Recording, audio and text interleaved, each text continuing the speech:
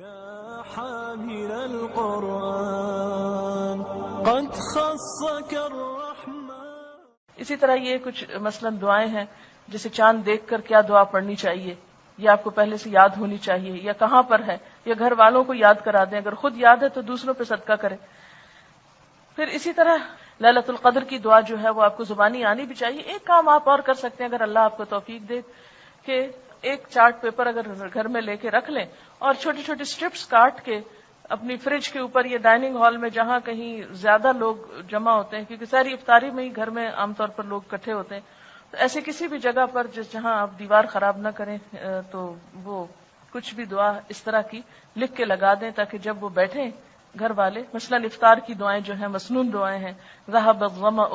وابتلت العروق وثبت الاجر انشاءاللہ، یہ مسنون دعا ہے لیکن عموماً ہمارے معاشرے میں اس کا رواج نہیں ہے پڑھنے کا. اسی طرح اگر آپ کسی کے ہاں افطار کرتے ہیں تو ان کے لیے جو دعا ہے وہ، پھر اسی طرح ایک اور دعا بھی جو ہے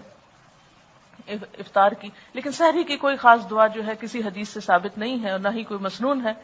وہ بسم اللہ سے شروع کر کے آپ کھانا کھانے کے اینڈ کی دعا جو ہے وہ پڑھ سکتے ہیں. پھر اسی طرح عید کے دن کی جو دعا ہے وہ آپ پڑھ سکتے ہیں، اللہم انا نسألک عیشۃ نقیۃ ومیتۃ سویۃ. یہ ورقہ ہم انشاءاللہ اویلیبل کر دیں گے، اس میں ہوگی، ہم چاہتے تو تھے اس کو پراپر شیپ دیں، لیکن ابھی اس سال اگر اتنا ہی ہو کہ یہ صرف یاد دہانی کے لیے کاغذ آپ کے لیے اویلیبل ہو تو یہ بھی کافی ہے. اور ان دعاؤں کو صرف یہاں سے دیکھ کے کون کون ورقہ پڑے گا، یہ ورقہ صرف اس لیے کہ آپ اس سے لے کے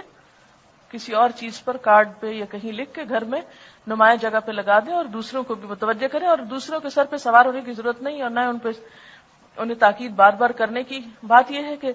جب آپ خود سنجیدہ ہوں گے، جب آپ خود یکسوئی اور خشوع کے ساتھ دیکھ کے دعا مانگ رہے ہوں گے، پڑھ رہے ہوں گے، تو جو دیکھنے والے ہیں وہ دیکھ کے سبق لیتے ہیں. ایک چیز جو انسانوں کی بہت کمزوری ہے اور وہ ہے نقالی، چاہے اچھی ہو چاہے بری ہو. اور اللہ تعالیٰ نے بیسیکلی اس لیے رکھی کہ انسان کچھ سیکھ سکے. اگر آپ دیکھیں گے تو یہ کمزوری بچوں میں بھی بہت ہوتی ہے. خود نہیں کام کریں گے، اگر کوئی مثلا خود کھانا نہیں کھائیں گے تو دیکھیں گے کوئی کھا رہا ہے تو فوراً کھانے لگیں گے، ہر وہ کام کرنے کی کوشش کریں گے جو کوئی دوسرا کر رہا ہو. اسی طرح یہ صرف بچوں میں نہیں ہوتا، یہ بچپنا بعض اوقات بڑوں میں بھی بہت ہوتا ہے کہ خود نہیں کچھ کریں گے اور نہ کسی کو کرنے دیں گے، لیکن اگر دیکھیں کہ کوئی کر رہا ہے تو فوراً کاپی کرنے کی کوشش کریں گے.